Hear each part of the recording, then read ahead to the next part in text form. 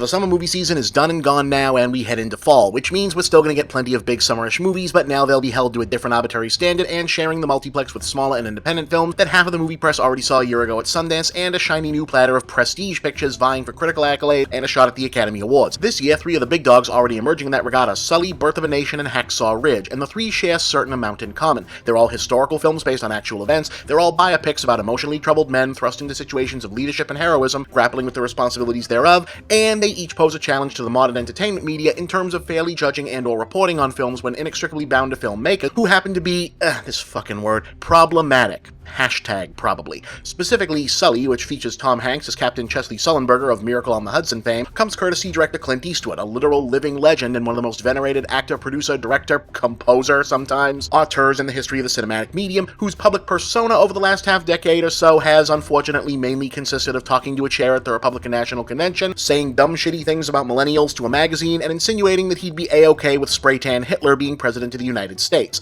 Hacksaw Ridge, meanwhile, is a World War II movie about a medic and conscientious objector who managed to endure horrific battle and save the lives of over 70 fellow soldiers despite religious convictions preventing him from ever once picking up a weapon, and is directed by Mel Gibson. We all remember what he did. And then there's Birth of a Nation, which shares an intentionally ironic title with the infamous pro-KKK Civil War movie made by D.W. Griffith and is easily the most uncomfortably situated of the three. See, remember last year when US movie culture had itself a justifiably angry moment of self-righteous outrage at that year's Oscar nominations being whiter than a Sean Hannity book signing? Everyone pretty much figured that Oscar would end up leaning in the direction of damage control for that this year, and the Sundance season film press eagerly touted this film as the most likely beneficiary of said leaning, a crowd-pleasing dramatization of Nat Turner's rebellion willed into existence by actor Nate Parker being so fed up at the lack of good roles for black actors that he opted to write, produce, direct, fundraise, and star in this project himself. Hell of a hero narrative that. But then it came to light that Parker and an associate, who also has a story credit on Birth of a Nation, had been charged with rape and subsequent harassment while college students in 1999. The full details of the charges and results are actually on Parker's Wikipedia page, go read them for yourselves. Suffice it to say, the narrative is now a lot more complicated and has cast a serious shadow over the release of the film, not that that's even close to the most important thing at play here. Now, this kind of discussion crops up pretty regularly in film criticism, but rarely do you get three examples of roughly equivalent visibility happening in the same general time frame. But it does happen, and when it does, like clockwork, someone is quick to bust out this particular chestnut in regards to how one is meant to approach these matters.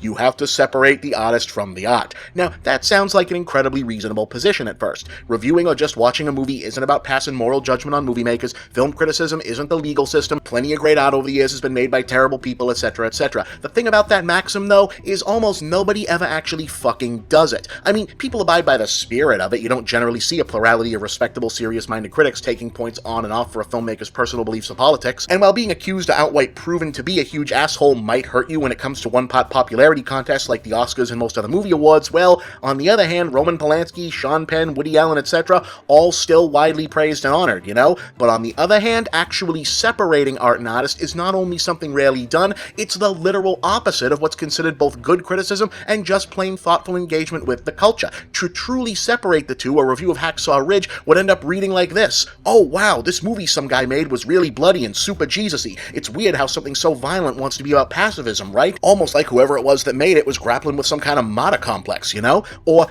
I didn't expect Sully to frame being scrutinized for one's actions in an impossible situation as being more stressful than the situation itself. I bet it would be interesting if contrasted against a body of work that consistently returned to that very theme. But oh well." Or hell, even, "This was pretty good, but I bet I'd have a clearer picture of the racially charged story dynamics if I knew anything about the background of whoever it was that made it." Or like how the lead actor is the only character who has more than one dimension to him and is constantly photographed like a cross between Superman, King Arthur, and Jesus Christ. Was he like friends with the director? I bet he was friends with the director. Now, am I exaggerating for effect there? Yeah, but I think you get the point. Truly separating the artist from the art is bad criticism, because two of the core components of art appreciation for most of modernity have been the ability to bring knowledge of an artist's broader body of work and personal idiosyncrasies to bear on their individual works and regarding a work in the context of the world it's been delivered unto. What makes Mel Gibson interesting as a filmmaker is that he's been grappling with themes of masculinity, martyrdom, and his own strict traditional Catholic upbringing for as long as he's been making films. If you've got a movie like Hacksaw Ridge that's about a devout Christian undergoing explicitly Christ-like pain and torment, and the guy who made it Pitt played Mad Max, Martin Riggs, Frank Dunn, Benjamin Martin, and he directed Braveheart and The Passion of the Christ, not bringing that shit up or even refusing to think about it is something like cinephile malpractice. Same deal with Sully. The psychological fantasy versus reality dichotomy of an archetypal masculine hero figure like cowboys, soldiers, cops, agents, or hero airline pilots is essentially Clint Eastwood's favorite subject. It's damn near the only thing he makes movies about. How can you not talk about the artist in tandem with the art in that case?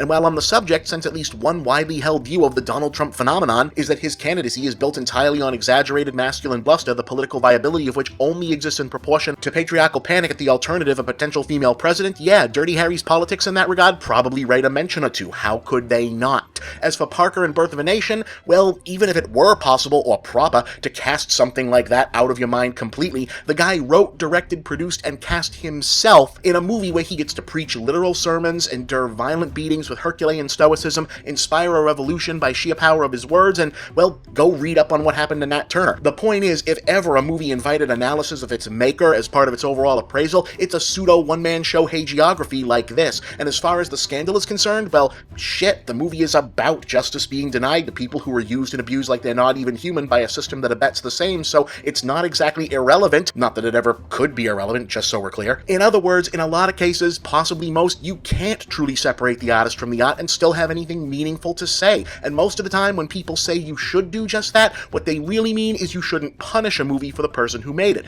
which is a great sentiment and fair, but let's face it, our opinions of people will always color our opinions of people's actions. Human beings are kind of wired that way, and it's a very necessary survival mechanism. Now, my own personal approach, to maintain clear objectives. A movie review is about the totality of your reaction, and if thinking about the work in regard to the maker is part of that reaction naturally, you'd be remiss not to bring it up. But conversely, if you're only writing about, say, Sully as a pretext to talk about Clint Eastwood as a political figure, well, you know, that's okay too, actually. It's just maybe not a review in the strictest sense of the word. Now, what I will say concretely is this. However you feel about this subject, I'm fucking sick and tired of people acting like film writers who do deign to bring these issues up in reviews have committed some kind of crime against their medium. Phony gatekeeping bullshit like this in the guise of some quest for unattainable pure objectivity has already ruined the rest of journalism. It doesn't need to ruin criticism too, especially when the alternative smells an awful lot like the push to tell video game critics that they weren't supposed to talk about anything other than shiny graphics and how responsive the fucking buttons are. Movie criticism has enough problems, it doesn't need a Gamergate of its own. Or maybe that's just my opinion.